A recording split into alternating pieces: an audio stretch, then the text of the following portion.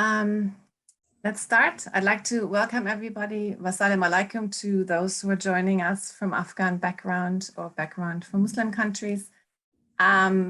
Before we start, I'd like to acknowledge country. This is something for those of us who are joining outside Australia that we're doing in Australia. I think it's actually perhaps particularly pertinent about a panel that talks about humanity and international humanitarian law. They acknowledge the original owners of the land.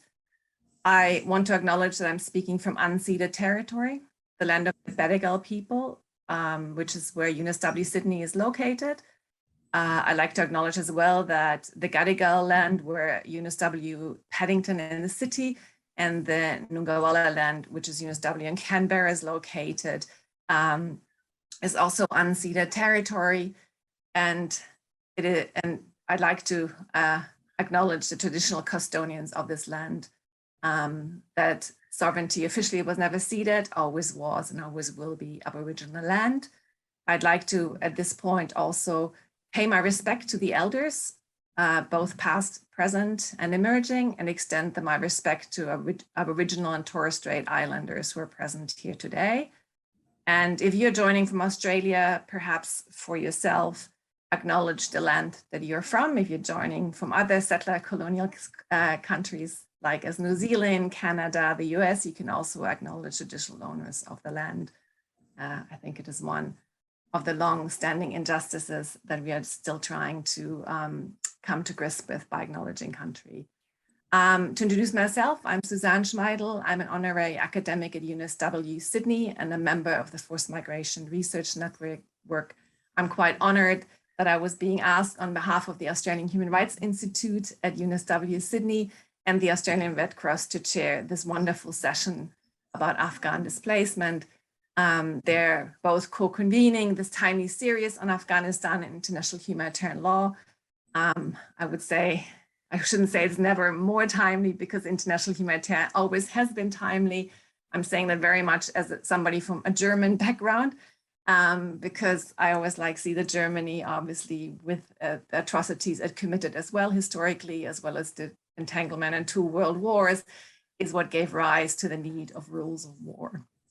And that's why I'm watching particularly with dismay a deterioration of it over time. We have a wonderful panel, which I will introduce in due course. I'd like to mention that whatever I say here in a personal capacity and not on behalf of the Red Cross, because the Red Cross obviously is very strong in its neutrality and impartiality. So they are co-hosting this wonderful and organizing this session, but anything I say in my own capacity, and that's who you should hold accountable to that. Since I am known to sometimes perhaps say things a bit more bluntly and less diplomatically than I should. So why are we even talking about it? I think it's important with Afghanistan's recent history, where the Taliban retake power on the 15th of August last year. It's for many of us, particularly my Afghan friends, probably a day that is marked forever in their memory. And it is when many Afghans have described to me that they lost their country, which is, or perhaps lost it for a renewed time, which is quite a strong statement to make. And I think I want to make it because that speaks to the experience of displaced people, whether particularly those that have fled abroad is what we are considering our home. But while we speak about international humanitarian law, perhaps I shouldn't even be saying why we're talking about it, but it is obviously very, very important. Historically, it is important now. And in my own time working in Afghanistan, I have seen it being eroded over and over again. And I find that particularly disturbing. And here I'd also like to cite some things from Peter Maurer, the president of the International Committee of the Red Cross on 1st of March. He spoke to the 49th session of the Human Rights Council. And he also reminded that we cannot and never can't not remind people why it is so important to not target civilians, to not torture and execute people, to not target civilian infrastructures, to not kidnap and kill humanitarian workers. Those at the forefront, assisting those in need, to not abuse civilians as human shields, and to not use illegal weapons and use weapons illegally.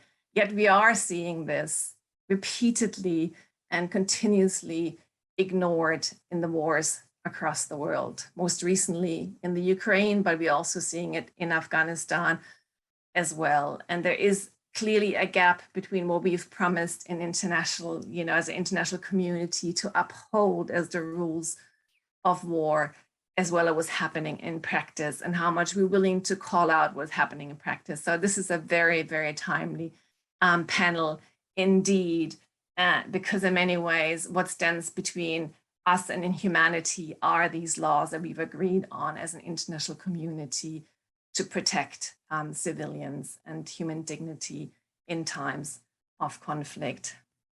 I'd like to mention that there's a specific convention for refugees, the 1951 convention, and then there's several supporting protocols that speak to the protection of those displaced that have fled international borders.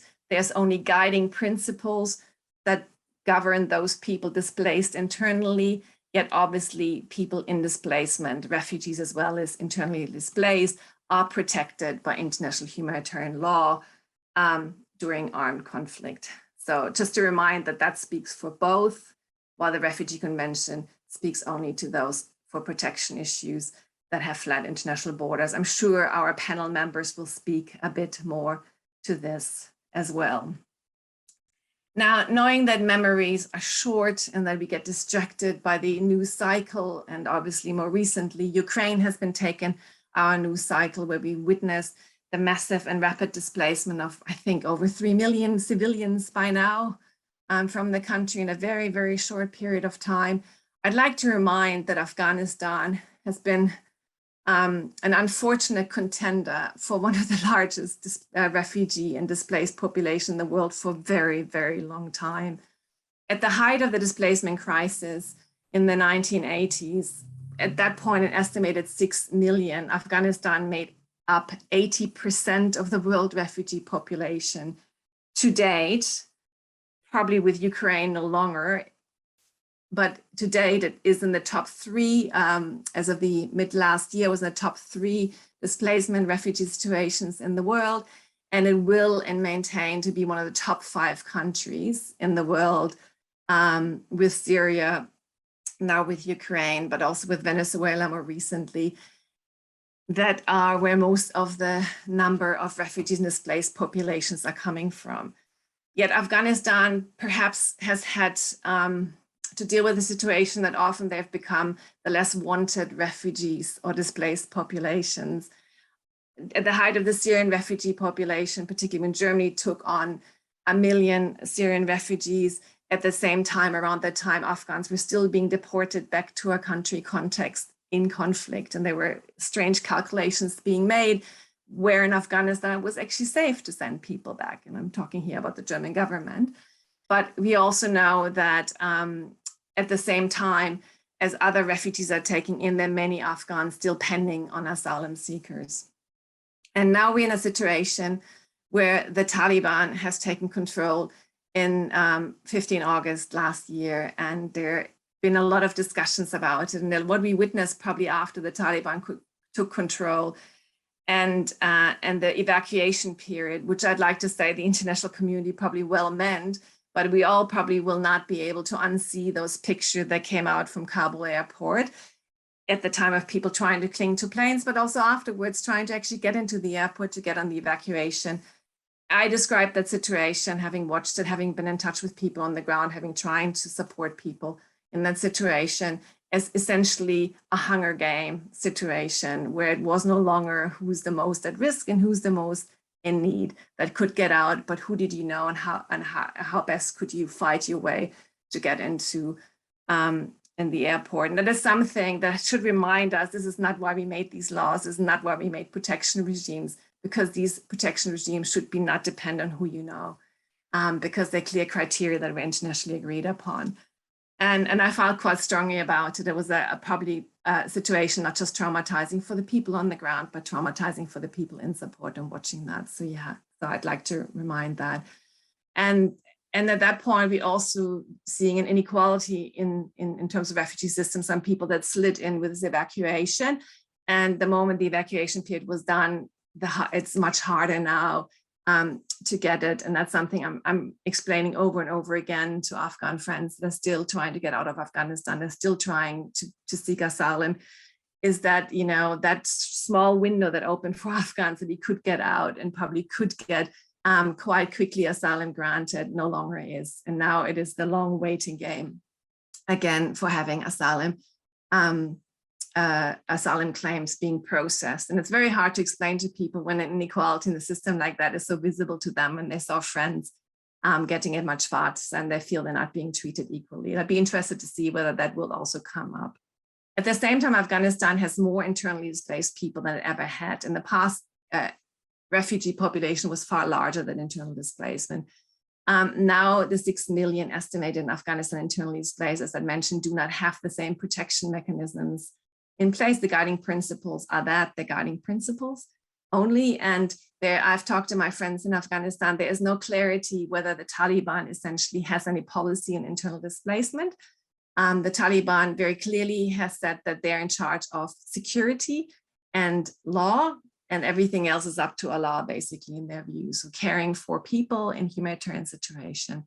And I probably don't need to remind that we're seeing one of the largest, humanitarian crises in Afghanistan right now, with the drought, with the hunger, but also because an aid-dependent country, we switched off that money and basically the economy collapsed in the country. So it's a quite dire situation. That sometimes gets, pushed away from the news cycle through other countries that we shouldn't forget. So I think it's quite timely to have this session being held and discuss the protection of refugees and internally displaced population. So the key questions being covered here is how our agency responding to population movements in Afghanistan and neighboring countries and beyond, and how are refugees and internally displaced people protected under international humanitarian law and human rights law. And I'm sure the panelists will explain that much better than the short snapshot I provided. I want to quickly introduce the panel in the order they will be presenting. So the first presenter is Najib Lam. He's a deputy regional representative of the United Nations High Commissioner for Refugees, multi-country representation in Australia, and a Malaysian originally. He is, working out of Canberra, and he's a lawyer by training, which gives him a lot up for me as a sociologist that really understands society better than the law. And he worked for a long time, extensive, career with UNHCR. The second speaker is Pranami Mandalawata. I apologize to speakers ahead in case I mispronounce her name. She's the International Humanitarian Law legal advisor of the Australian Red Cross. She recently joined the Australian Red Cross and working with the Australian government in the area of the legal sector, and has a background in IHL, international criminal law, human rights law, and cyber law. And she formerly was the acting and senior legal officer at the Australian Attorney General's Department and worked as a criminal defense lawyer at a Sydney-based law firm. Then we have Liza Beinart. She's the state lead for migration at the Australian Red Cross. That's our third speaker. And she has a PhD in international relations and has been working in the non-for-profit sector with a key focus on refugee and migration programs since 2008. And at the Australian Red Cross, she oversees a suite of programs designed to support migrants in transition to be safe and fully included in the Australian community. And her team works with humanitarian entrants, people on temporary, uncertain, or no visas, and victims of human trafficking. Probably should say that human trafficking is well and fully alive in Afghanistan now. So, and our last speaker, and I should say last but not least, is Hamid Hussain. He's an Afghan national, a public relations and communication specialist with 10 years experience. And he previously worked with the International Committee of the Red Cross in Afghanistan. He also worked as a Women Development Council and now joined communications company in Sydney called Domestique. And he also worked with ICRC that's based in Geneva. And he has a master in international relations from Carleton University in Afghanistan. So again, I apologize if I didn't get all the bios fully correctly. So please add anything on it. I'm going to hand over now to the first speaker, which is Najib Lam. The floor is yours. And one last thing, if you have questions, please put them in the Q&A function. I'll be monitoring them and we'll put them to our speakers at the end. Thank you. Thank you, Susanne. Good afternoon, everyone. For myself, I would like to also first and foremost acknowledge and pay respect to the traditional owners of this land. In my case, being in Canberra, that would be the Ngunnawal people. And I would like to pay respect to elders, both past, present, and future. And thank you so much for having me in this presentation. On behalf of UNHCR, I would like to say that, this is like what Susanne mentioned as well. This is it is so important that we continue to raise awareness and support for the Afghan people, particularly at this critical time when you are seeing displacements elsewhere hitting the news as well. It is also crucial that because they have gone through a very difficult period with the devastating effects of displacement, hunger, poverty, drought, the bitter winter season, as well as I think with the COVID situation as well hitting the region and the country and the whole world. It's been about 6 months, over 6 months, since we have seen the really heartbreaking and shocking scenes that brought Afghanistan back to the headlines again in last August.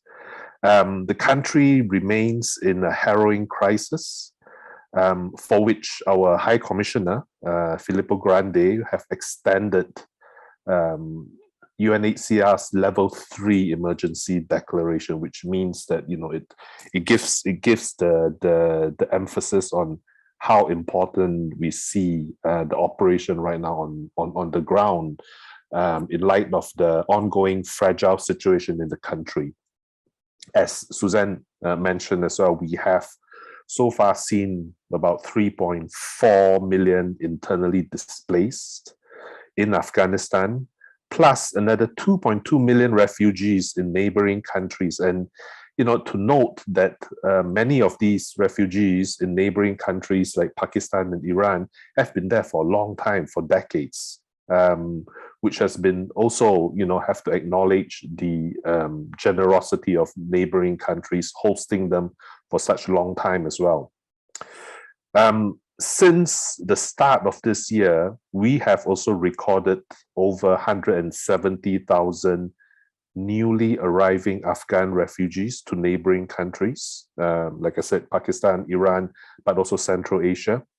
What we have heard from them, basic needs cited by the newly arriving Afghans include shelter, livelihood, food, documentation, and majority of those undocumented Afghans, as some of you would probably know as well, face the risk of detention and forced return back to Afghanistan.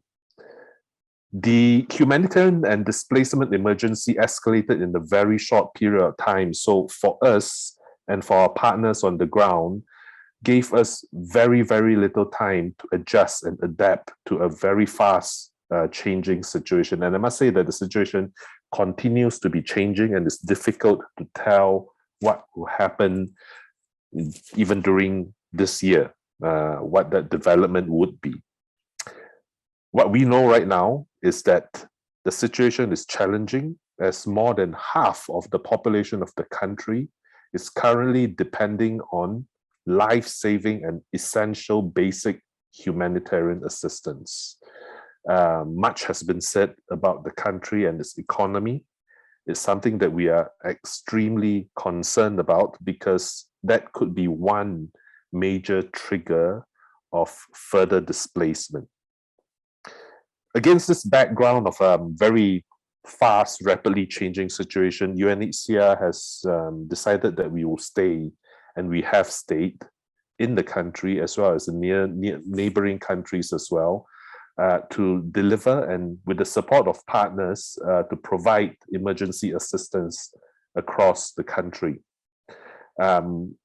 Particularly at this time, we have reached out to over 1,000 individuals since the beginning of 2022, providing core relief items as well as cash assistance for winter rent reintegration and for installation kits. A lot of our work right now is still trying to gain unfettered and open access to people in the country. This is something that we have to, in a way, try to navigate through just physical obstacles, security issues as well, logistical issues, trying to reach people in need displaced in the country. We have also tried to provide in the longer term as well.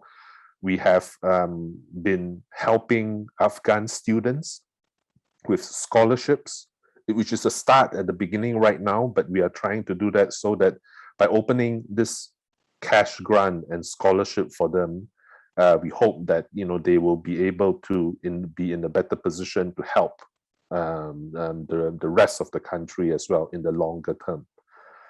We have so far also have helped about some 900 IDPs to return to their home voluntarily, providing cash for the integration as well as transportation for IDPs. A lot of work is still to be done. I think that that's only in country, and right now I think that what we need to do and we continue to do is to try to gain access to as many countries as possible, many parts of the country as possible, with security issues permitting, to try to continue to provide basic assistance. On the neighboring country side, like I mentioned before, for decades, Pakistan and Iran have been hosting Afghan refugees. We are now asking them to again continue to host them, continue to keep their borders open. We are in negotiation with them to ensure that people who need protection or people who are fleeing conflict and fleeing persecution would have the ability to seek asylum, and to make sure that, to as far as possible, that there would not be any cases of detention or forced deportation back to a place where individuals, vulnerable groups might face danger to their lives. That we are trying to do. As you can imagine, after decades of hosting millions of refugees, we are also having, I think, that the strain on the capacity of these countries, particularly at the border side and all that, it's been stretched quite a bit as well. So we are also trying to see how we can assist and we can help through reaching out to the international community, to donor countries like Australia, such as Australia, New Zealand as well, to assist. I think because majority, more than 90% of refugees will be remaining in these countries until things change for the better and people can go back home. We will be at some time in fact, I think tomorrow, we will be hosting there will be an Afghanistan pledging conference being hosted. We are seeking funding from donor countries. It will be, right now, I think we have an appeal of over 4 billion just for Afghanistan alone. This is a plea from not just UNHCR but other UN agencies and partners as well, and an additional 600 million to support the neighboring asylum countries for them to host and continue to protect Afghan refugees. So in short, I think that there's still a lot of work to do. There's still a lot of challenge for everyone here. We are very stretched, as you can imagine, with all the new emerging refugee crisis coming up in the world and still evolving. But we have chosen, and we will continue to stay, to try our best to work with our partners and everyone else to support the Afghan population, whether they are displaced internally or they are displaced in neighboring countries. I think that's in short what I have. I might just leave it there first to see if there are any questions from the audience directed at UNHCR. So yes, Susanne, thank you very much for this opportunity. Over to you. Thank you, Najib, for your overview, reminding us of the protected situation, the importance of keeping border opens, the challenging volatile situation, and the problems of access in Afghanistan, and keeping to your time. And there's one question for you in there, which we'll answer at the end, but I will let you know that the question is about how you get money into the country, into Afghanistan. There might be a question for all the aid agencies down the road. But I want to hand first over to Pranami from the Australian Red Cross, who will talk about IHL. So over to you. Thank you, Susanne, and thank you also to Mr. Najib Lam for your insight on the situation on the ground and UNHCR's work as well. Good afternoon, everyone. And before I start, I also would like to acknowledge the Cammeraygal people as the traditional owners of the land where I am presenting from, and pay my respects to elders past, present, and emerging. I also wanted to acknowledge the individuals and communities across the world who've been impacted by conflict or crisis. With everything that's happening in the world today, it's a stark reminder of the importance of the laws, systems, and communities that are there to offer protection and alleviate suffering for those impacted by or fleeing war. And unfortunately, the displacement and suffering is being widely experienced in Afghanistan as well. As Susanne mentioned, Afghanistan remains one of the top 3 refugee crises in the world and has one of the largest populations of internally displaced persons. Millions of Afghans have been forced to flee their homes and communities over the past few decades, and the fall of Kabul last year has also taken a devastating toll. So what are some of the systems, laws, and processes in place to address the sources and consequences of displacement?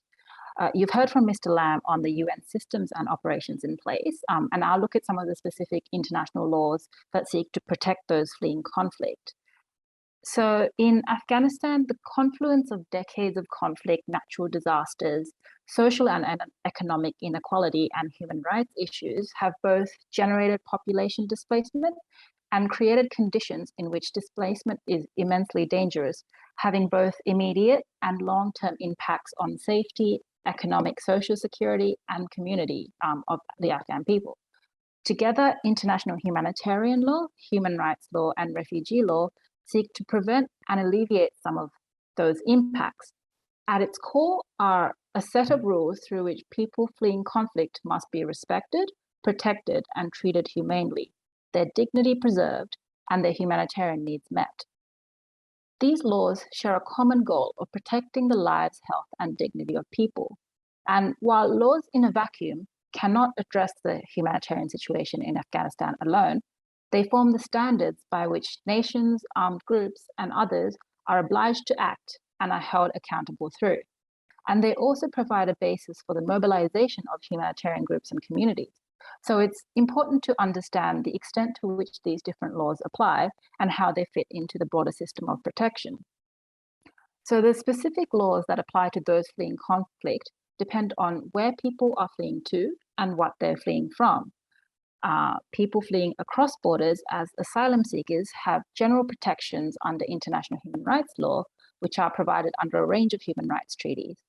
The right to seek asylum and the right to seek safe admission into a country are all specifically protected under UN Declaration of Human Rights and other human rights laws. Asylum seekers are often refugees, and refugees are those who seek asylum in another country due to a well-founded fear of being persecuted on account of their race, religion, political opinion, or membership to a particular social group. Refugees, as Susanne mentioned, are protected by the 1951 Refugee Convention and its protocol, which defines who a refugee is and sets out their rights, as well as obligations of states. In particular, these laws prohibit a country from forcibly returning refugees to a place where their life or freedom could be threatened, known as non-refoulement. Now, unlike asylum seekers and refugees, internally displaced people are those who are forced to flee to within their own borders. There's no universal treaty that protects IDPs, but they're nevertheless protected by guiding principles and under human rights law. Human rights are universal and apply to all persons equally and generally at all times during peace and war. IDPs, asylum seekers, and refugees are protected by its laws, and some of the rights relevant to those fleeing war include the right to life, the right to nationality, freedom of movement, and access to adequate standards of living, health and education as well as protection against discrimination and arbitrary detention. Human rights also have a non-refoulement obligation relating to torture and other serious violations as well. And now where asylum seekers, refugees, and IDPs are fleeing armed conflict, then protections under International Humanitarian Law, or IHL, also apply. IHL is the body of rules that during armed conflict limits how a war is waged. Under IHL, those who are not part of the fight, including those fleeing war, are considered civilians and they must be protected. The 4 Geneva Conventions and their additional protocols are the main source of IHL, and these treaties set out rules seeking to prevent, mitigate, and address civilian displacement. For example, IHL explicitly prohibits any parties to an armed conflict from forcing people to flee their homes. Rules prohibiting attacks against civilians, destructions of their objects, properties, and infrastructure, as well as the rules providing for humanitarian relief, seek to prevent and preserve situations where people are forced to flee. IHL also specifically protects internally displaced people by requiring those in control to ensure that they're afforded adequate food, shelter, health, and hygiene, and also to ensure that families are not protected. To ensure that families are not separated. Asylum seekers and refugees are also protected in various ways. IHL includes a non-refoulement obligation preventing the transfer of protected persons to countries where they may be persecuted or to countries that violate IHL. These laws are complementary and seek to provide holistic protection to those fleeing conflict. Nations that are party to specific international treaties are obliged to uphold human rights and refugee principles in their national laws and practices. And all parties to an armed conflict must abide by IHL. Repercussions for failure to do so may range from international pressure and sanctions to action by UN bodies or international courts and tribunals. In wrapping up, I wanted to add that these laws are only part of a system of protection that requires respect, compliance, and accountability in order to function. Efforts from the humanitarian sector are also a crucial piece of the puzzle. The International Committee of the Red Cross and its movement partners in Afghanistan are on ground addressing humanitarian needs as well. And you'll hear from my colleague Liza soon on the work of the Australian Red Cross is doing in relation to Afghanistan shortly as well. And that's kind of all from me, Susanne. So thank you, and I'll pass it back to you. Thank you so much for such an excellent, lucid, and clear overview of international humanitarian law, human rights law, refugee law, and how they're complementary to protect. And thanks for reminding the rights that people have, including the rights to seek asylum and the freedom of movement. I think it's quite important to remind ourselves of that when many countries are trying to protect their borders from people coming in, that actually is a right to seek asylum. And the freedom of movement is quite important. And I also want to thank you for emphasizing the importance of having people respected, being protected, and treated humanely, and to protect their dignity, because often these things, do go out of the window. So thank you so much for this and for being under time. And I want to hand over, you made a very clear segue to your colleague, which is Liza Beinart, who will now tell us a bit about what the Red Cross is doing in Australia specifically. Lisa, over to you. Thank you very much. Good morning or good afternoon, I suppose, to everybody. My name is Liza Beinart, and I am a State Lead for Migration with the Australian Red Cross in Western Australia. I'm coming to you from the lands of the Whadjuk people of the Noongar Nation today in Boorloo, which is the Noongar word for Perth. And I pay my respects to elders past and present, and recognise their ongoing connections to country. And it's such a privilege and an honour to be living and working and raising a family on Wajak Abuja. Thank you very much for the great segue, Pranami. I think it was a really good the distilling down from the on-the-ground situation in Afghanistan to international humanitarian law, and now down onto the ground in terms of what we've been experiencing with the Afghanistan repatriation and evacuation process since August of last year. So basically, I'm going to share with you some of our experiences of the really quite extraordinary and intensive efforts of being an integral part of the repatriation and evacuation process, which started in August of last year. I also want to acknowledge that you're not supposed to be listening to me today, you're supposed to be listening to my incredible colleague of Afghan background, Susanne. Unfortunately, increasing numbers of my team are now being affected by COVID or are COVID adjacent. So you are stuck with me. But Asadullah and I worked very, very closely together on the evacuation process. So I'm going to be trying to share some of his insights as also a prominent leader of the Afghan community, as well as my own as a state lead, being a person who co-coordinated the efforts. And I'm also going to try to share some of the insights from our volunteers, our clients, and the communities and my colleagues that we all worked with during this time. So just to give you an overview of some of the work that we've been doing around the Afghanistan evacuation since last year, we've been working through our Restoring Family Links program, which is a program that supports people who have been separated by disaster, war, or conflict. We put on extra staff to manage, as you can imagine, at the extra volume of calls that we started to receive to that hotline. We were fielding calls from people with concerns about family safety, not just people who were missing family, as the RFL is actually designed for, but just providing that wraparound psychosocial support for people who were afraid of the safety and well-being of their family. We'd also just completed the Restoring Family Links youth program, and then we had by great coincidence and serendipity, 2 graduates who were trained and ready to go. And we put those 2 young people of Afghan background, after 6 weeks of training, we put them straight onto the phone to support people who were in quarantine all over the country, including Melbourne and Sydney, in supporting those people to receive the psychosocial support they needed. There's many other RFL initiatives, but I'll just move on a little bit to some of the other work that we did. So we've also done through our humanitarian settlement program targeted outreach to Afghan communities. We are lucky enough in WA to have a very diverse team, which has at least 6 staff of Afghan background, and we were able to engage with these Afghan staff as really conduits and bridges to the Afghan community. Several of them are quite prominent leaders, as I mentioned. And we were able to assist the Afghan community locally to facilitate a picnic, a welcome picnic for the Afghans when they arrived. And our program facilitated 100 of our clients to attend that picnic.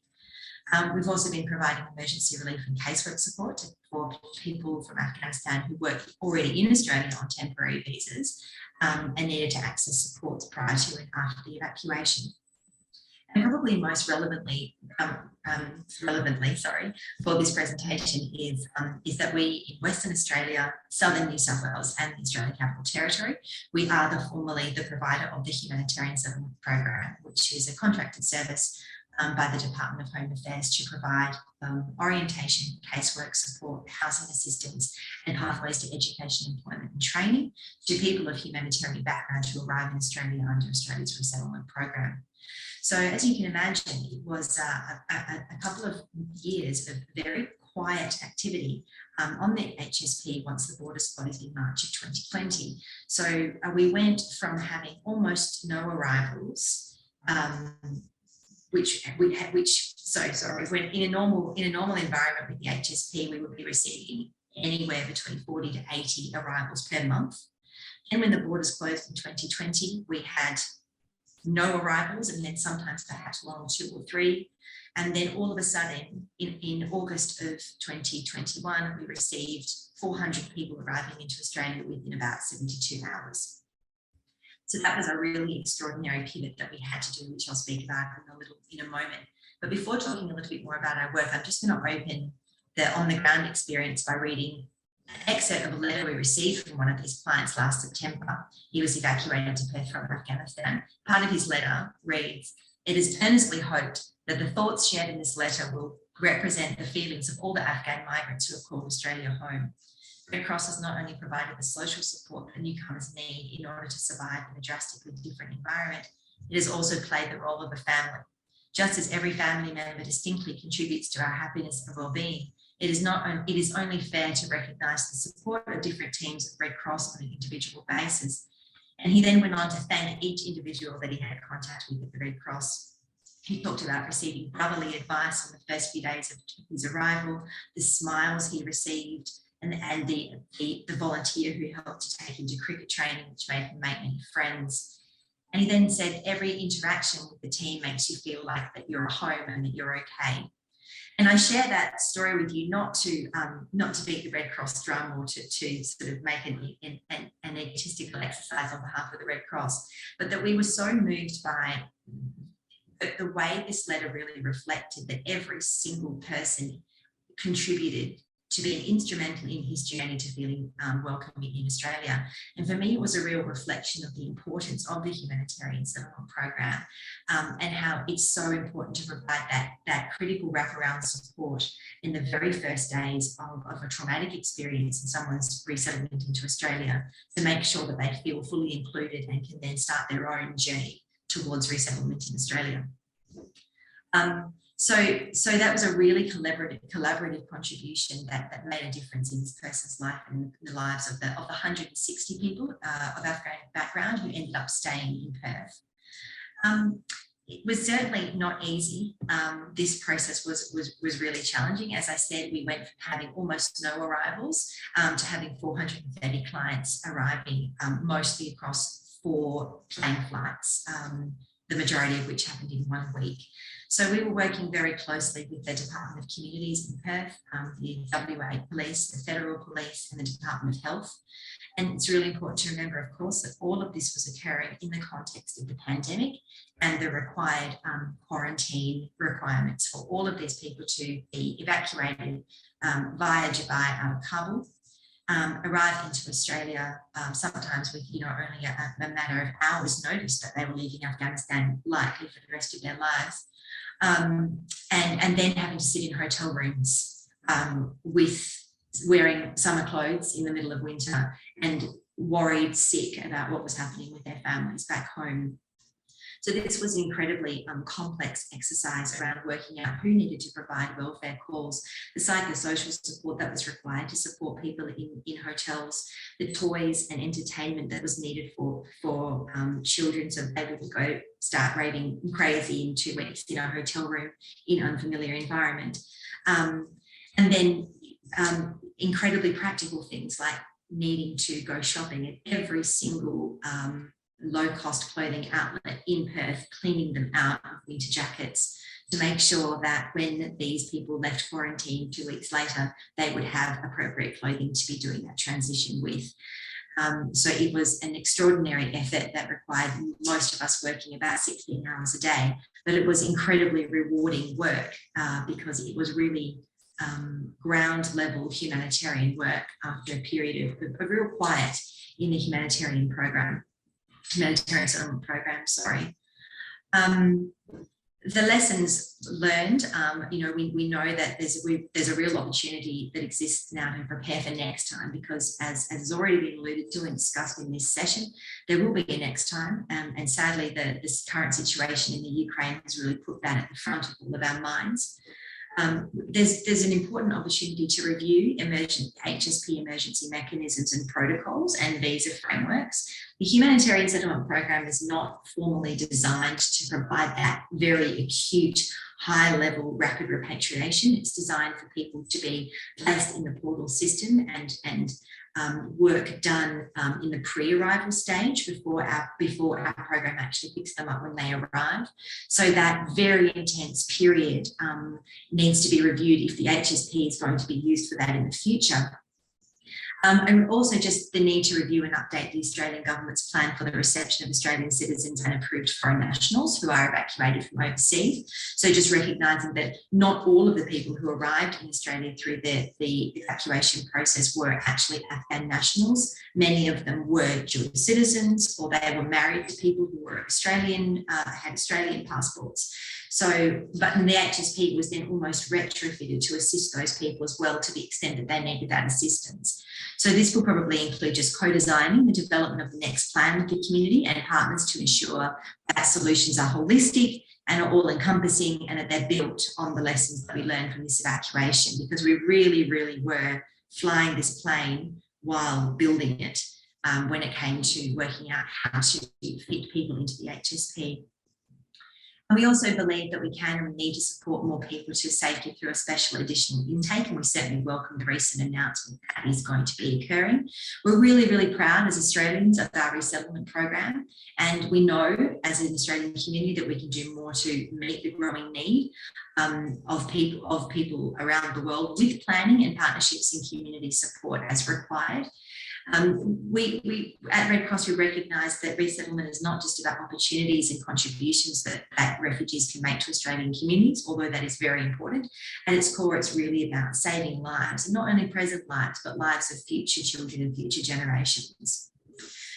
I think I probably have to finish off. I'm more than happy to go into more detail. I'm not sure how much time I have left, sorry.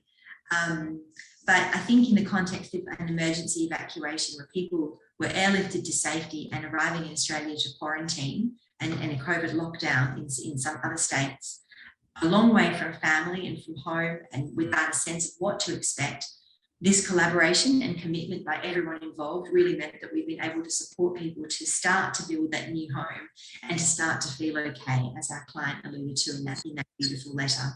So I hope that gives you a small overview or a little bit of insight into what it was like to be part of that extraordinary experience, which was such a privilege and an honour for all of us at the Red Cross. Thank you. Thank you so much, Lisa, for like reminding us that the refugee journey doesn't end when you flee, the country where you are at risk, but also that there is so much to be done once you arrive in a new context with nothing often, and how complex that exercise of welcoming people, finding the right support networks for them is. Also, thank you for acknowledging that there is a lessons learned process. As you said, you're flying the plane was being built. I like that metaphor. And how the HSP fits to situations, that, are unprecedented, like what happened in Afghanistan mid last year, although I would say that perhaps it is something that could have been foreshadowed. So thank you for that. And now I want to hand over to Hamid Hussain for his expertise of working with the ICRC in Afghanistan, for also having the lived experience as an Afghan. So we've been talking about your country quite a bit, but you actually are the one that has a better authority to talk about your own country, about the situation.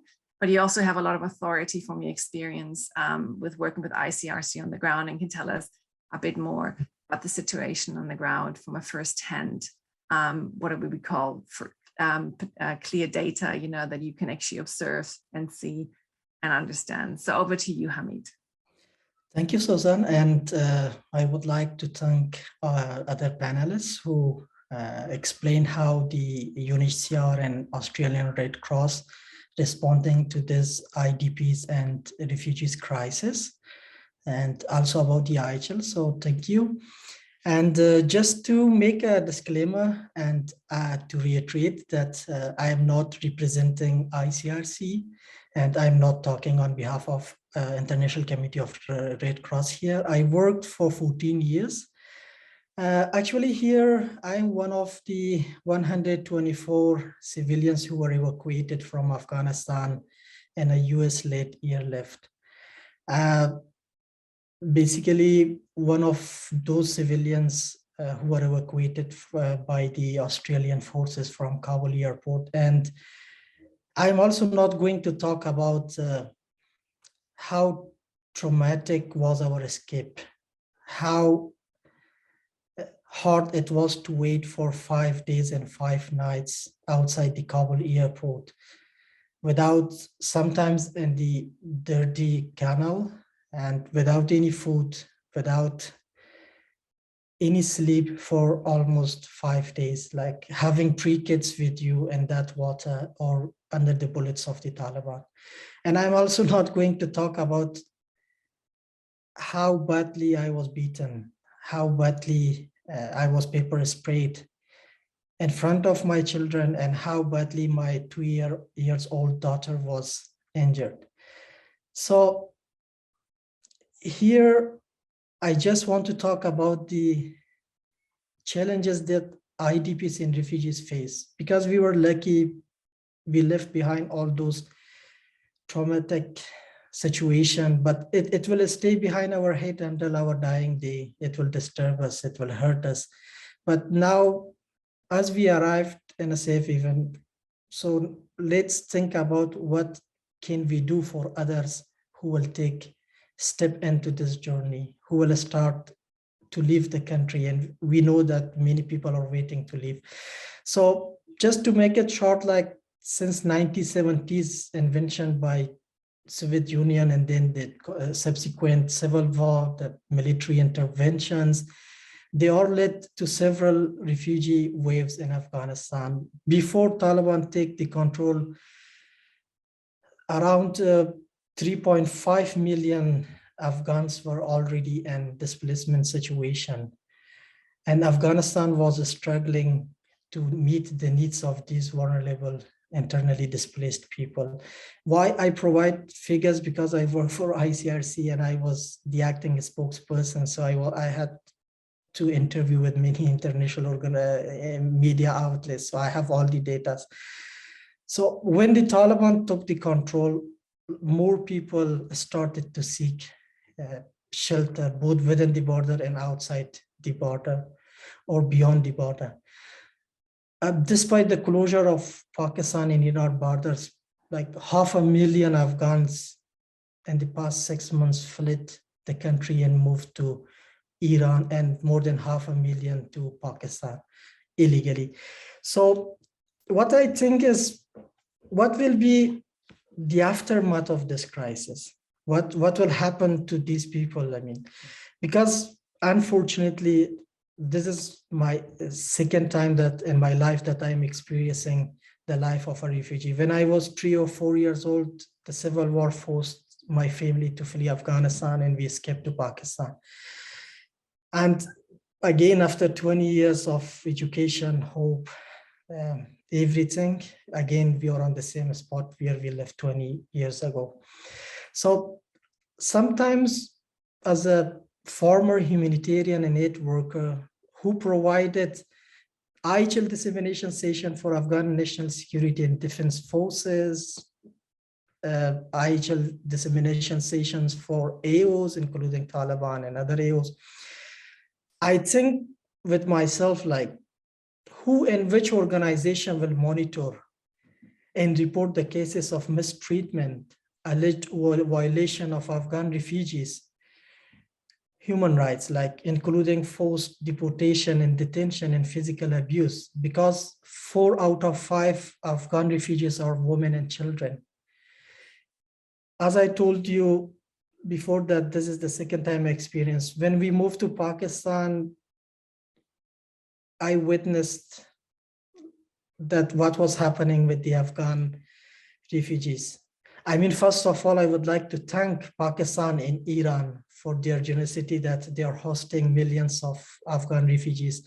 But what I witnessed, like maybe they were not reported, the girls were smuggled, they were forced to prostitution. The boys, the sons of the families were taken to madrasas. They were brainwashed, and we saw that in the past 20 years, how they were used. I mean, how they used the Afghan refugee children. And like, on the other hand, 4,000 to 5,000 refugees every day to Iran, like they are crossing the border into Iran. It started like 6, 7 months ago. So who is taking care of, who is tracking these people? If we see that there is no humanitarian or international organization who are tracking these people, who will make sure that IHL will be applied? So these are the main points that we can call it aftermath of the migration or refugee crisis that we should think about. And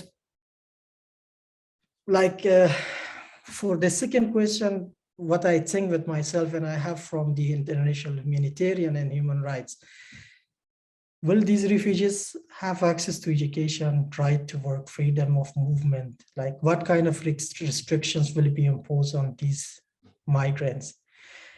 Just to conclude, the risk of economic collapse and further deteriorating security situation in Afghanistan will force more Afghans to flee their country. Like, it will be very difficult because what I experience, if I start explaining it here, it will take like days. So I think, Susanne, that's it from my side. So we can go for the questions if have. Thank you, Hamid, and thank you. And I know how it is difficult to relive trauma, and by talking about your experience, it is a way of reliving trauma.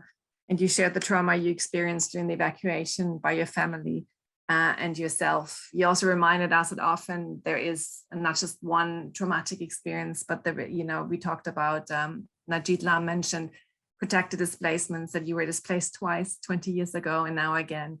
And that's again a re-traumatization process. So I think it is very important to understand these experiences that often exacerbate then not just personal needs, but also mental health and need support that come back to what Liza mentioned. I also want to thank you, Hamid, for despite your own trauma, looking out for the people back in Afghanistan and reminding us that there's certain people that are falling between the cracks, and that might be an interesting reflection for the panel to think about why there's still people that tend to fall between the cracks. You particularly spoke of the situation of Iran, which is important to understand because there are very few refugees in Iran. They're much more what they call undocumented migrants. Iran, as you mentioned, has a strong history of then sending them back to Afghanistan. And often there's this revolving door situation between Afghanistan and Iran. So I appreciate that you also raised that again. As something of people that are neither asylum seekers or not, with this, which label you have is an issue that might be something very interesting to reflect about from the panel. And yes, and mentioning again protected displacement, repeated displacement experiences, and that, as you said, a lot of Afghans, I think there was a study done even before this, and 1 in 3 Afghans have had a displacement background, and that mobility forced often is actually a norm and not an exception. So I want to thank you for bringing all these things home to us and asking us to look out for the people in Afghanistan and who's to monitor is a very good question. And I want to thank again all the panel for very multifaceted discussions of the refugee journey, of the protections available as well. Now I see there are 3 questions. I'm not sure whether you access or I read them out to you, and then you'll have an ability to talk back. I understand that Liza has to leave slightly early, so I'll make sure that she gets to answer before she has to head out. So we have 2 questions from Martin Reusch, and I want to say hello, Martin. I know him. He's also worked with ICRC in the past. It's a small world around Afghanistan. So one of the questions he had earlier was, how does UNHCR get money into Afghanistan? It's a valid question because there's a sanction regime on the Taliban, which has impacted the banks, and banks in generally have been very reluctant to get money in. So it's a very good question. And if the Red Cross has an answer to that question, how they do that as well, is probably something interesting to find out. The second question is, so what is the background of Pakistan stopping yesterday to issue visas for Afghans? So I think we've heard Najib Lam's request about opening borders, but there are questions about neighboring countries, about visa issues. We've talked about Iran, but there's also Pakistan. And yes, I think the last one is just a thank you to Hamid for your very moving testimony from Bridget. So these are right now the questions out there. And as I say, I think for me, the question to the panel is maybe like to explore some of the questions raised by the different panelists. And one of that is, how do you protect people that tend to fall between the cracks, that are not, you know, seen as undocumented migrants, rather than, or people in refugee-like situations? That might be interesting because a lot of Afghans tend to fall in this. I think Hamid mentioned that. So it would be a question that I would have for that. And yeah, I don't know. I mean, Lisa, you mentioned that I think there was announced for more humanitarian places in Australia. And I think there is this whole question that I hear repeatedly. You know, Australia is one of the largest country that works with the resettlement program. But there's a question, of course, you know, is that enough? Is more needed? You know, with that need, as Hamid reminded us, this is only the tip of the iceberg of Afghans that potentially could flee the country, depending on what is the continuing situation. So I leave that with the questions in addition to the ones I've read out. So I don't know who we could go in reverse order, or you could raise your hand in terms of answering that. I'm not sure, Najib Lam, do you have a quick question about UNHCR, how you get the money into the country? Yeah, I'll take that question. It's a good question because of the sanctions right now, but I mean, just, you know, I'm not there anymore. I used to be based in Iran, but I would imagine that, you know, the border between Pakistan and Afghanistan is where traditionally we would be moving a lot of our materials through as well. Majority of what we get in terms of cash donation, etc., would translate into other core relief items. For example, it will be procured locally if it's possible. I imagine it will be the same for other organizations as well. And the nearest one would be Pakistan. From there, we would go into Afghanistan. And I think that is where a lot of the negotiation for access will come in as well with the authorities. And that is why we have emphasized from the very beginning that, you know, we have to engage just to get access to people in need, engage with the government. So that's the way that we would do that. In terms of, I think that, you know, if there's any kind of cash assistance, there would be way to move in as well through neighboring country in that sense. I can't really give you any kind of detail at this moment because I'm not actually on the ground. I would imagine just from traditional operations that we have been involved in UNHCR, that's how we try to get in from neighboring countries. Yeah. I'm not sure whether you want to discuss about the background. I'm aware of the background of the visa as well. All I can say is that we have since the beginning of last year in August that there was concern from neighboring countries. Again, you know, I think that the fact that they have been hosting refugees for decades, and there are people who have returned to Afghanistan, like people like Hamid as well, twice displaced, and the people will have to come back out again because of the deterioration of the situation in the country. There must be a lot of frustration in neighboring countries too. That could be a reason why. But I think for us, it is that constant negotiation with authorities to convince them to continue to keep borders open. So whether it is, you know, right now they only allow people with visas to come in, but, you know, at a certain time, if it, you know, happens and all that, we must be prepared to also take in people who do not have visas, who are just fleeing for their own lives, for their families' lives as well. So that's what we are constantly in negotiation with the neighboring countries at that point. Thank you for answering that. And I know that Pranami said she can jump in to talk about from ICRC's or Red Cross perspective, if I understood your text message to me. Direct. Thanks. At at the same time, you know, there's a new question that's come in, which is again going to her, which is to talk about the intersection between armed conflict and refugees, and in light of the increased urbanization of conflict. So I think that's another question that just came in. So I want to just keep them rolling, and please ask questions, please. So go ahead. I just, please answer that. If anybody else has answers about how to get money into Afghanistan, let me know, as well as you can feel free to answer the question as well as we get to you. Thanks. Thanks, Susanne. I guess from an Australian Red Cross perspective, I guess we had some initial hurdles with funding when we started our our Afghanistan crisis appeal, because the funds we raised there went to operations that the ICRC were doing on ground in Afghanistan. And the sanctions were an initial hurdle for us, in that we had to do a lot of due diligence measures and internal analysis to satisfy ourselves of the fact that our funding processes weren't breaching sanctions laws. But I think the latest developments from December last year at the UN Security Council level that granted a humanitarian exception for humanitarian workers or humanitarian operations in Afghanistan, I think that helped with a lot of the initial hurdles that humanitarian organizations both across the world and Australia were facing when getting money onto ground. So I think that exception helps in a little way for future getting funds through.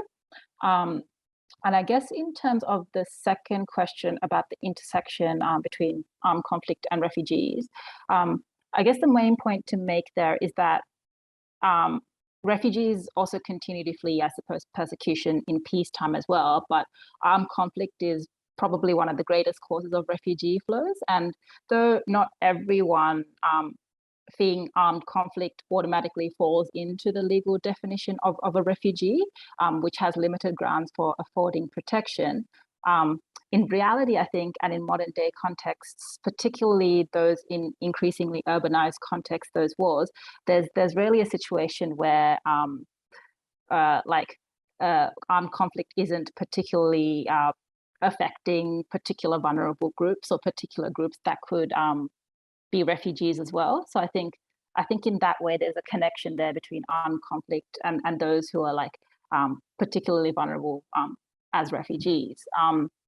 In Afghanistan, those fleeing the situation and conflict due to ethnic, gender, religious or sexual orientation or other issues may be considered refugees as well.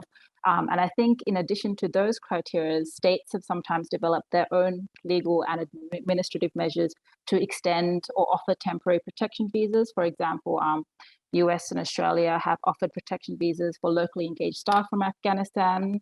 And I think there's multiple ways in which sort of refugee law, IHL and human rights come together to try and protect, I guess, refugees in armed conflict situations.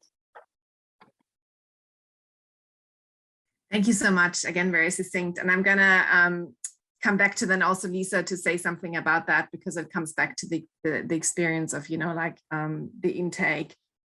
Is it enough? Other ways of doing that. Just to mention one other way of how I know organizations are getting it in, but it's important that you mention the due diligence around it, is because of course there's the Hawala system, which is a traditional system being used for years and years that Afghans themselves get money in. But it has been a question that because of the sanction regime, whether we actually empowering actors that could potentially have links to criminal networks.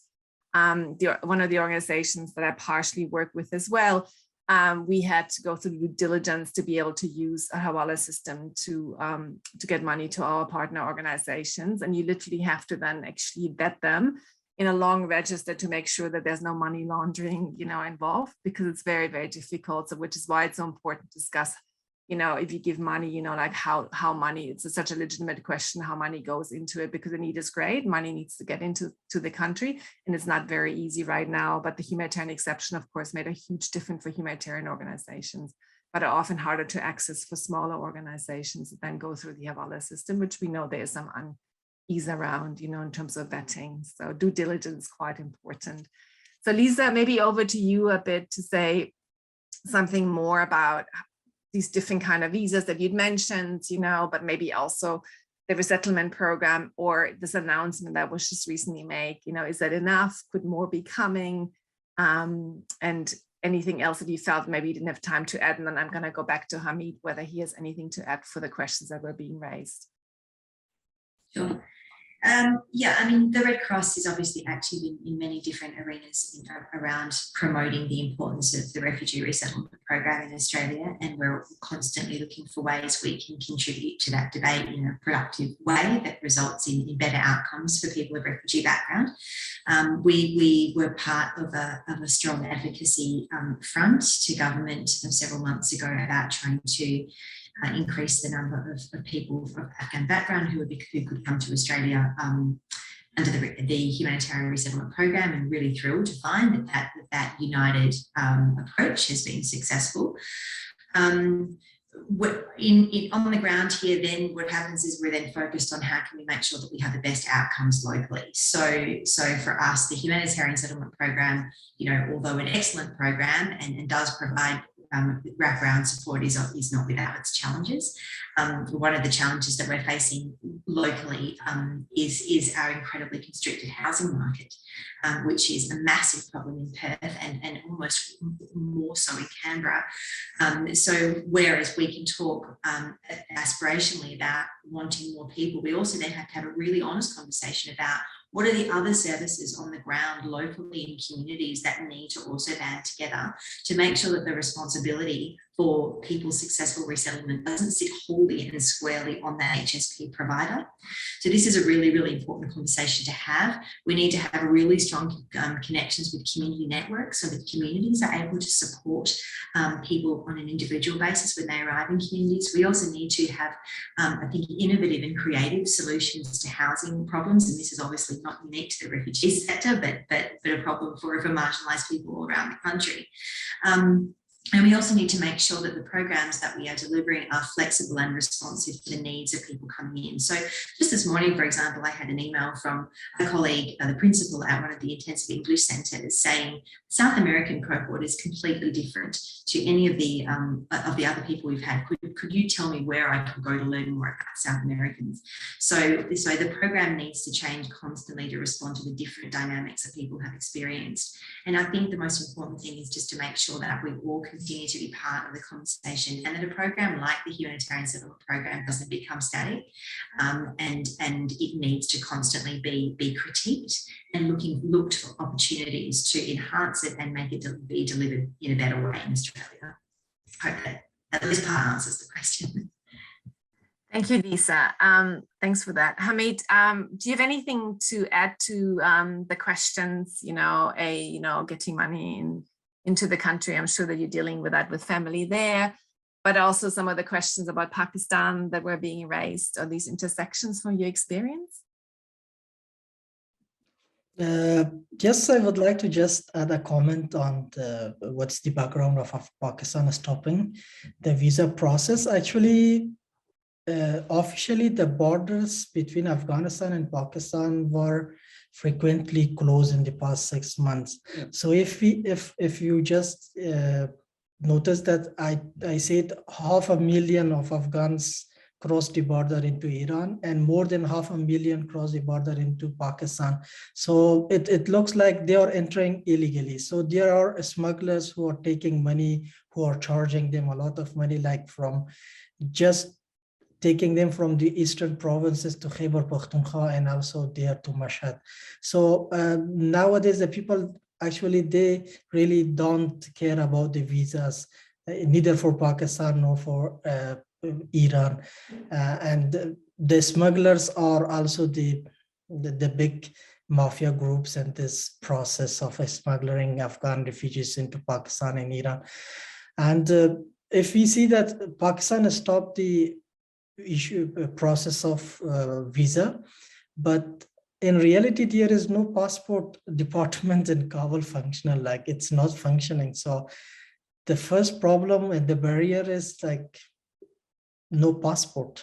No one will give you passport. So they are selecting the illegal routes to enter neighboring countries. So it makes it very difficult for UNHCR and other humanitarian organizations to track these people and to provide them basic assistance. And that was my comment to the question. Thank you.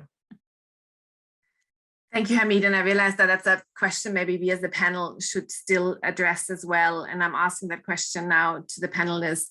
in the absence of other questions, but I also want to invite that all the participants that are out there, please do type questions in, because there will be one last round for questions to the panel.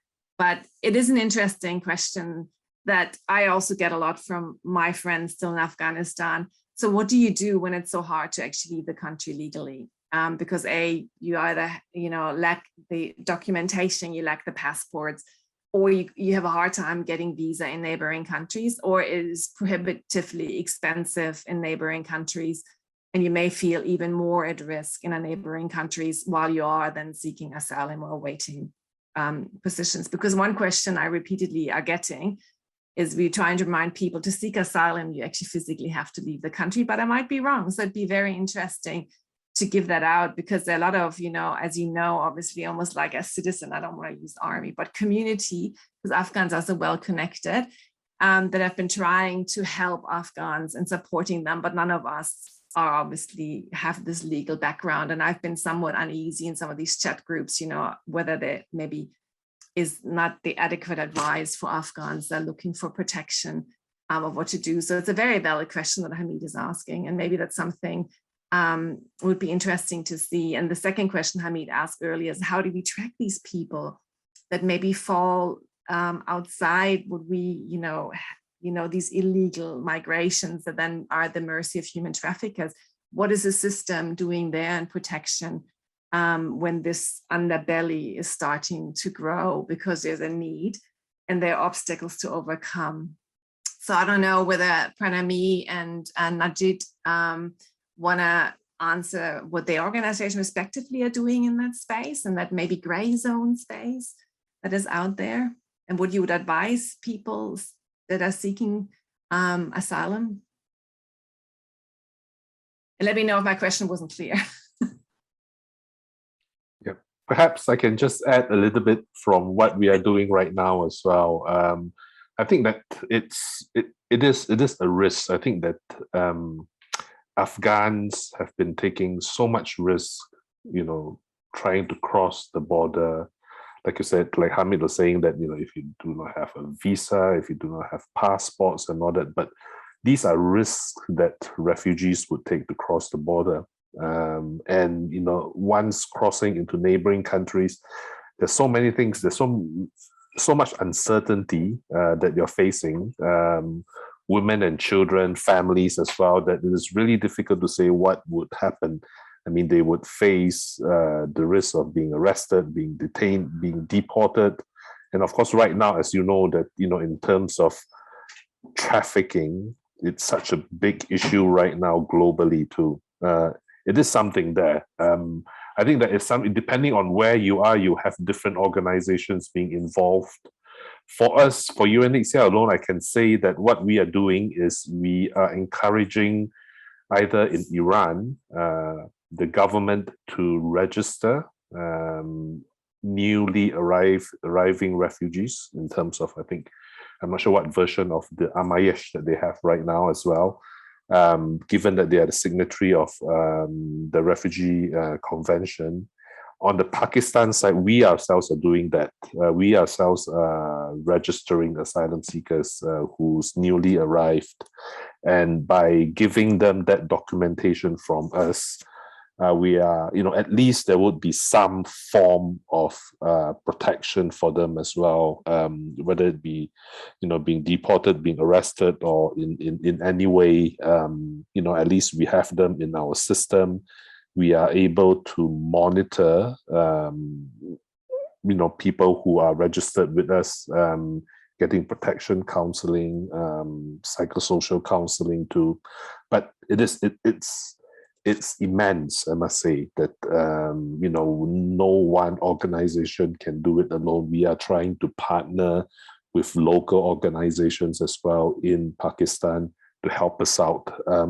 So there's still a lot of work there. We know, we recognize the issue is a big issue, and it's a risky one, and it's part of protection, what we are trying to do there as well.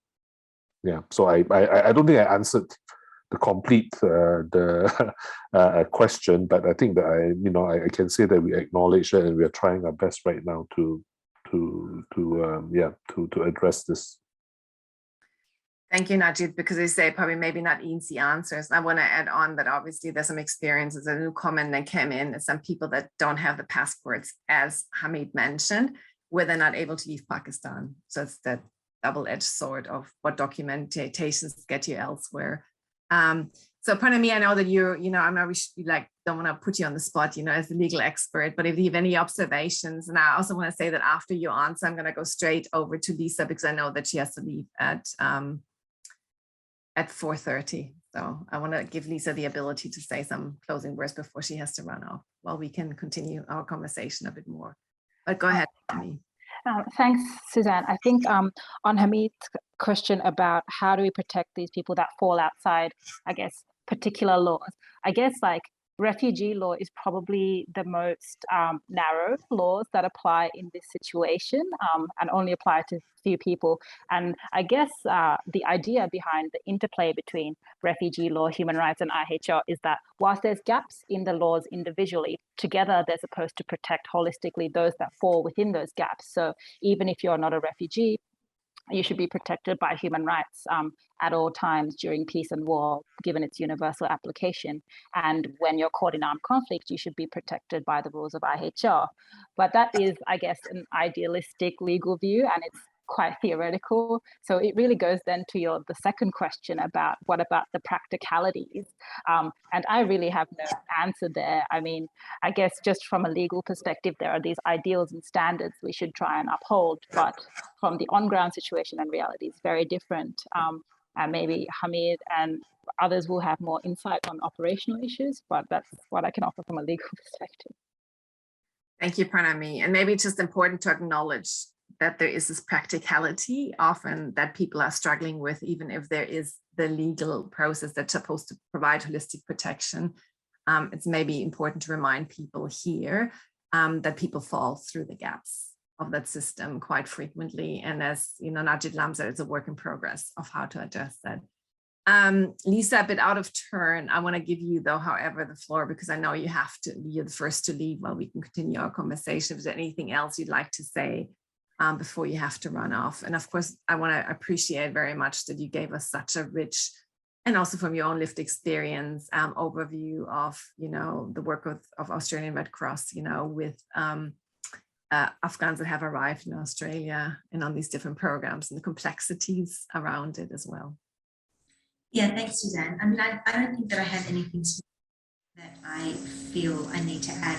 I guess one thing that I didn't speak to in my speech was how struck we all were by the extraordinary resilience and humility of the people who arrived. They came to Australia during the evacuation process under extraordinary circumstances, dead of winter, COVID pandemic, lockdown, no time to process internally the huge change they were about to make in their lives, unlike people who are slated for refugee resettlement and can stay in refugee camps for many years, experiencing orientation sessions through post-COVID, that sort of thing. So the amazing dignity that we witnessed and continue to witness with the Afghan cohort since August of last year has been completely inspiring. We're always inspired by the clients of the Humanitarian Settlement Program, but just the trauma caused by the rapidity of the process was really something that was really quite humbling. I also just want to speak to the fact that this is a very, the content of this panel has been very sad, obviously, but we also have many stories of clients who are very happy resettled in Australia. They obviously miss their families and they're experiencing residual trauma, and they will continue to do that for many years. But we have a lot of skill amongst the repatriated Afghans. We have a high level of English ability amongst the men in particular, needs to develop amongst the women. Everybody is enrolled in school. A significant proportion of the people in Perth have got employment, education and training pathways. A number have been really skilled and have been able to go into high-tech jobs like IT. We have one working at the Perth Mint. We have several who have gone to do mining jobs in Kalgoorlie, for example. So the stories, while traumatic and dark in their journey, many people are finding a light at the end of that tunnel. And I think that we have the Australian public to thank in terms of how incredibly welcoming people have been in that process. It's still a long journey, and we have a lot of work to do in terms of how Australia contributes in the future. And as you mentioned, Susanne, in what scope we contribute to the program. But it's also important to recognise that there have been some really great triumphs amongst the clients for what they've achieved since they got here. So I think that's just important to call out. I'm not sure if there's anything else you'd like me to mention. No, I think, Lisa, that's great. And I think it's important that sometimes it's important to mention the achievements and not just the critique. We often as humans are much easier to go to the critique. So I think it's great that we are mentioning and calling out, as you say, some of the things in this panel as well, just to put them on the record as well and remind people. There is an important message, I think, in some of the Red Cross messaging, is that a person is a refugee. It's not their only label, and that we are experiencing that person as a refugee as a snapshot of time, but the sum total of that person's story and journey and life is much bigger than that. It's important to concentrate on that when we are looking at their pathway for resettlement. Okay. That's a really great way for you to end, Lisa. But I want to remind people that, while we have to say goodbye to Lisa because she has to leave the panel, that we are still staying here. And so if you still have questions, so please do mention them as well. But thank you, Lisa. I want to say that. Thank you, everybody, for your time today. Thank you for listening. Thank you. And there was a comment being made, and I don't want to, so appreciate Lisa again and leaving her the time to exit, as well. So there was another question being put now into the chat, which kind of goes back to the legality of that people have. I think it's great that Lisa talked about, that people are more than their label, but obviously, of course, in the system, different pathways, you need certain things. And there was an argument made that passport office, Hamid, and that question goes to you. Is it open? Is it not open? You say it's difficult, but the comment was made that some people are getting passports. But I think you did mention that's a bit arbitrary how people access passports. I also heard there's corruption around it. Is there anything more you want to say about it? Because we do know, Najib Lam, you said, there's a way for people to get documents via, UNHCR. But of course, a passport is what we know internationally facilitates traveling. So Hamid, is there anything more that you want to add to that comment about that some passports were indeed issued as of 14th of March? Yes, actually, if I made a mistake, so I want to correct it. They issue passport, but the first thing that they announced in Kabul, the priority, they prioritized those who applied for the passport, like the members of Taliban. They are the first priority to get their passports. The second priority was the Sikh people who had already their documents from the Indian embassy or maybe Pakistani embassy. So they were the second priority. And the third priority, we saw that some videos went viral on social media, like the brother of head of passport department in Kabul, he was arrested with just we can leave it like that, but he was arrested that how he was dealing with the money that he was charging extra on people to get the passports. So always there is a black market. So does it matter that Taliban are ruling the government or the Republicans? So it means that always there is a way, but you have to pay much more to get a passport. So I cannot totally reject that the passport department is not functioning. It works, but as I told you, they have prioritized those who have applications for their passports. Thank you. Thank you, Hamid, to remind us of that, and also remind us that obviously, and we talked about smuggling, but when there is need and people, want to migrate, there's always, criminal networks that are willing to take advantage of that. And I'm not saying that state sanctioned, but I have heard similar stories and anecdotes about corruption up to $1,000 per passport, which is obviously not the official fee, which then comes down to the fact that family have to start spreading their risk, in terms of, who should get that passport or not. And that just reminds that, how it is often the risk is at various levels, it's the risk of being taken advantage about, it's the risk to your life, etc. It was very interesting though, I want to also mention is, another statement recently by the Taliban preventing women, particularly, on this issue of having a male companion, a mahram, to travel, which goes against what Pranami reminded us earlier, which is, of course, that everybody has the right and freedom for mobility, and the Taliban is controlling that, particularly for women. It might be worthwhile to remind that under the UNHCR Refugee Convention, and maybe Najib Lam, you want to say something, it's often forgotten that fourth category of special group status women have often been able to fall into that. And I think many Afghan asylum seekers don't actually know that either. I've seen over and over again that people, including, forget that the rights of women specifically could be a social group, but I shouldn't be the one to talk about that. So maybe that's something you could mention in a situation like Afghanistan, where women, of course, are living in a very coercive situation, where the right to education is still being denied, but also the right for mobility, is being controlled. So I would be very interesting what you could say about that, and remind us of that category of what it means, within international law.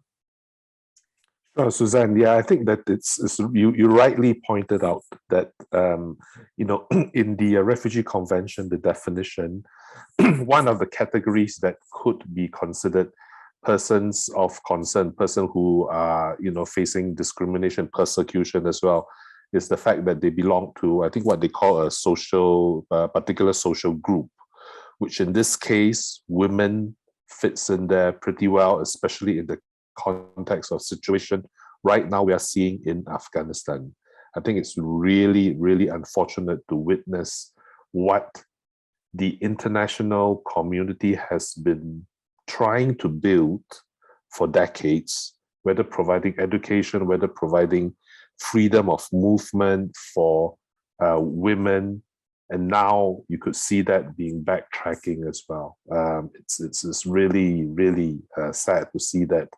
And we are hoping that there could still be some way we can discuss with them. But at this point in time, I would say under the definition, this would definitely constitute persecution for Afghan women, what they're facing right now in Afghanistan, and would fit very, very clearly into the refugee definition. Thank you so much, Najib Lam, because sometimes I think you forget that. There's a colleague of mine, Linda Bartolome, specifically, and social science has been looking at that, and they've been driving the understanding of women's rights and gender and refugees. So you can look up her work as well. Pranami, do you want to add anything to that specifically, to what Najib Lam said from your perspective?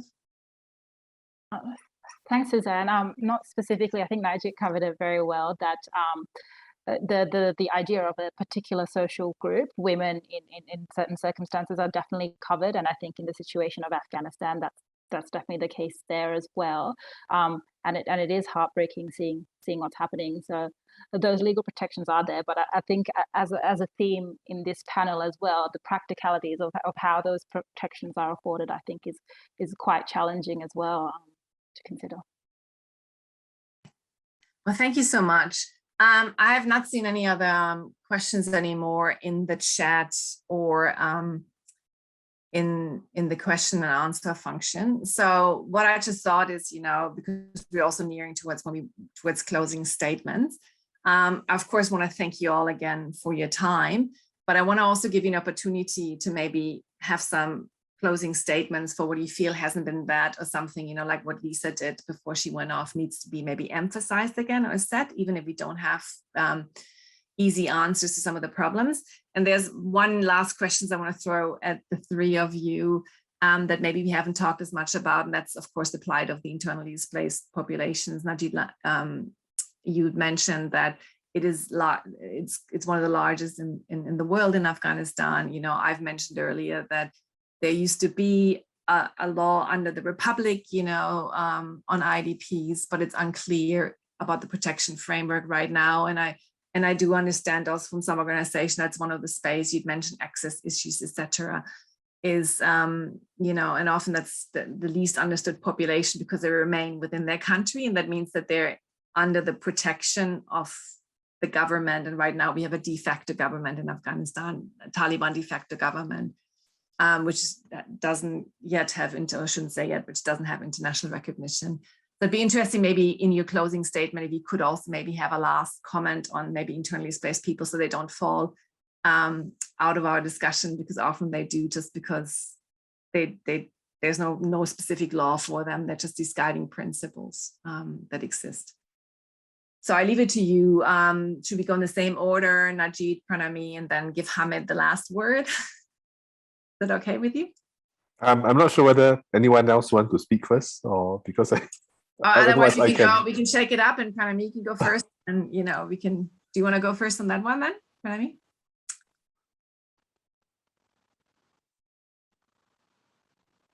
Sorry. Yeah, sure. That sounds good. Yeah, I suppose I wanted to close by saying thank you to Susanne and the speakers and the audience for a valuable discussion, and particularly Hamid for your perspective as well. The situation in Afghanistan is quite heartbreaking, and from a legal perspective, it is complex. I mean, there's such an array of protections and rules applying at the international and national level for protecting refugees and IDPs. And I guess, Susanne, going to your question then about the protection of IDPs, I understand that there's no specific universal treaty that protects them, and that's where how I was talking about those different systems can come in to fill in those gaps. So there is, as you mentioned, I think in your introduction, there is a UN guiding principles on internally displaced people, and that document, I think, collates the aspects of human rights, refugee law, and IHR that apply to IDPs. So even though that's not a legally binding instrument in itself, it provides a usual, I suppose, a holistic benchmark. You can go see where all the protections apply. And so that's where other systems come into play to protect those IDPs. But I think also going to your question and a theme of this panel as well, like deciphering these overlapping systems is quite challenging, both for protection of IDPs and refugees, and applying these laws in practice is challenging as well. We have these ideals, we have these goals based on principles of humanity and equality for all, but yeah, but implementation can be difficult. And the realities may be different, and I think the humanitarian sector plays such an important role in influencing and implementing these protections, focusing on the humanity and humanitarian needs and operational aspects. So I think that's really important to keep in mind as well, not just the law, not just the gaps and where this can be filled, but how our sector can contribute to this as well and provide holistic protection. So thank you, Susanne. Thank you all. Thank you, Pranami. Again, so lucid. I'd love that all of us would speak like that. So thank you, Najib. Yes. Yeah, I agree, fully agree. I wish I could speak like that too. It's very clear. But just to add to what was said already, is that the laws are clear, right? So you have refugee law and the framework, which is quite certain, and then IDPs, you have guiding principles, but it's out there. But whether that happens on the ground, from our experience, is mixed. So if it's mixed, what we need to do is, I think, we need to continue to be present, particularly in the country itself for IDPs. We have to work together as a sector. We need to continue to engage with the authorities for the sole purpose of getting access to people, for the sole purpose of getting humanitarian assistance to the people who are displaced. In terms of how to address their needs and all that, again, it is timing. I think that, if we continue to be present in the country, there may be an occasion or a moment in the future where an opening or an opportunity would come in, and this is where that I think that we would have to move, and address that kind of situation at that time. I want to maybe conclude also to say that it is, Afghans have been displaced for more than 4 decades now, if you look at it, the situation. Yet my experience in working with Afghan refugees and asylum seekers is that they are, like you mentioned, extremely resilient. They are most generous people that I've met. And, there could be, it's still a long way and there's a lot of work to do. But we cannot give up. We can't give up because the Afghan people are not giving up. So there's no reason whatsoever for us to give up. So we'll continue to work for Afghan refugees. We'll continue to work with them to find solutions and try to support them as much as we can. Yeah. Thank you, Najib. You took a lot of what I would have wanted to say, so it's great. I can re-emphasize it at the end. So thank you so much. And a shout out also to, as you said, staying and delivering that UNHCR has done in Afghanistan, and as well the Red Cross, of course, you stay and deliver despite the circumstances. So shout out to both of the organizations. So Hamid, I'm giving you the last word on the panel and then I'll conclude. So I probably should give you the last word, but I'll have a little bit to say at the end to close the panel. Thank you, Susanne. So today, whatever I talked about was based on my own experience and what I witnessed in my life in this 34 years. So regarding the IDPs, I just want to add a comment that the basic humanitarian assistance is not the priority for the IDPs in Afghanistan. So what is the priority? We reported that when some people were returning to some southern provinces, so the AOs were planting IEDs on their way. So the first thing, like as Paranami said, the implementation is very difficult. Like the rule and law is very clear, but how we can implement this? Like many times, Red Cross and other humanitarian organizations, they had raised this issue, the IHL, that IDPs are civilians and they shouldn't be harmed. But when in practical it came, they were planting mines and IEDs, improvised explosive devices on their way, returning to their home provinces. So my last comment would be this, that if we work together with Afghan National Society, Afghan Red Crescent Society, to promote IHL and just to tell them that IDPs or internally displaced people are civilians, even if they were before a member of a party, but now they are just a normal civilian and they are protected under the IHL, International Humanitarian Law.